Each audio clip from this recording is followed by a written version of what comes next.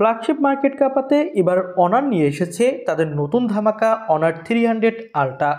অস্থির লেভেলের ব্যাক প্যানেলের ডিজাইন, দুর্দান্ত ক্যামেরা কোয়ালিটি, পাওয়ারফুল চিপসেট, 100 ওয়াটের ফাস্ট চার্জার, বড়সড় ব্যাটারির সাথে এসেছে এই ফোনটা। তো বাংলাদেশের মার্কেটে ফোনটা কবে কি আসতে পারে, দাম কত হবে, এইসব বিষয়ে আজকের ভিডিওতে জানাবো। চলুন ভিডিও শুরু করি। শুরুটা যদি ডিজাইন দিয়ে করি তাহলে এই ফোনটার দুইটা ভেরিয়েন্ট আপনি মার্কেটে অ্যাভেলেবেল পাবেন। একটা হলো গ্লাস ব্যাক আর একটা লেদার ব্যাগ। আর এই ফোনটার লেদার ব্যাগে জোস লেভেলের একটা টেক্সচার দেওয়া হয়েছে, যেটা আপনি হাতে নিলেই ফিল করতে পারবেন। এবং দুইটা কালার ভেরিয়েন্ট মার্কেটে অ্যাভেলেবেল হবে, হোয়াইট এবং ব্ল্যাক। তো ওভারঅল এই ফোনটার লুক, ডিজাইন এবং বিল্ড কোয়ালিটি আমার কাছে এক কথায় টপ লেভেলের লেগেছে। ফোনটা IP68 সাপোর্টেড এবং এখানে ডিসপ্লেতে গ্লাইন্ট রিনহো গ্লাসের প্রোটেকশন পাচ্ছেন। সামনে দেওয়া হয়েছে কার্ভ ডিসপ্লে, যেটা হলো মিডল ডুয়েল পানসোল কাটিং ডিসপ্লে, এবং ডিসপ্লেতে 3 বেজেলস একদম নেই বললেই চলে। তো সব মিলিয়ে এই ফোনটার বিল্ড কোয়ালিটি এবং ডিজাইন অন্যান্য সব ফোনের থেকে একটু আলাদাই মনে হয়েছে এবং আমার কাছে যথেষ্ট ভালো মনে হয়েছে। ডিসপ্লে সাইজ হলো 6.78 ইঞ্চি মাপের, যেটা 1.5K রেজলিউশনের অ্যামোলেড প্যানেল। এবং এখানে আপনি ইন ডিসপ্লে ফিঙ্গারপ্রিন্ট সেন্সর পাচ্ছেন, যেটা খুবই ফাস্ট। এবং এর স্ক্রিন টু বডি রেশিও 90.4%। এবং এর ডিসপ্লে পিক ব্রাইটনেস দেওয়া হয়েছে 4000 নিটস। তো ডিসপ্লেতে ব্রাইটনেস জনিত কোনো সমস্যায় আপনাকে পড়তে হবে না।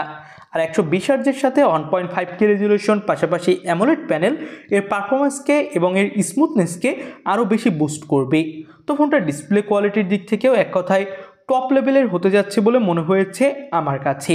এবং এটা কিন্তু LPTO প্যানেল।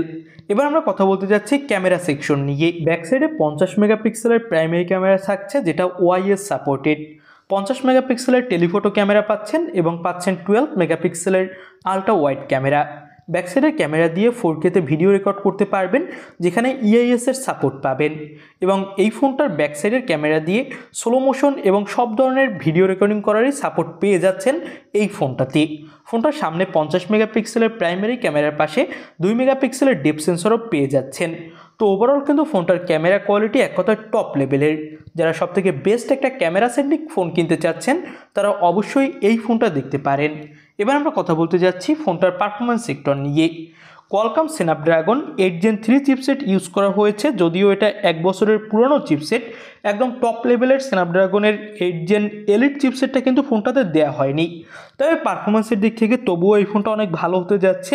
অ্যান্ড্রয়েড 15 থাকছে আউট অফ দ্য বক্স এবং পাচ্ছেন ম্যাজিক OS 9। 5300 mAh এর ব্যাটারির সাথে 100 ওয়াটের ফাস্ট চার্জার পেয়ে যাবেন বক্সেই, যেটা দিয়ে খুবই দ্রুত এই ফোনটা চার্জ করা যাবে।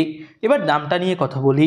এর 12256GB 4199 ইউয়ানে লঞ্চ করা হয়েছে, যেটা বাংলাদেশি টাকা কনভার্ট করলে হয় প্রায় 70,000 টাকা। তবে বাংলাদেশের মার্কেটে যখন এই ফোনটা আসবে তখন ধরে রাখতে পারেন এর দাম হবে 80 থেকে 90,000 টাকা। তো 80 থেকে 90,000 টাকা বাজেটে আমার কাছে মনে হয় এর থেকে অনেক ভালো ভালো ফ্ল্যাগশিপ স্মার্টফোন বর্তমান মার্কেটে রয়েছে, যেমন Xiaomi 15, এছাড়াও অন্যান্য ব্র্যান্ডের ফোনও রয়েছে। আপনাদের কাছে এই ফোনটা কেমন কি লাগলো সেটা কমেন্ট বক্সে জানাবেন। আগামী 1 মাসের মধ্যে এই ফোনটা দেশের মার্কেটে অ্যাভেলেবেল হবে। আজকের মতো ভিডিও এখানেই শেষ করছি। আল্লাহ হাফেজ।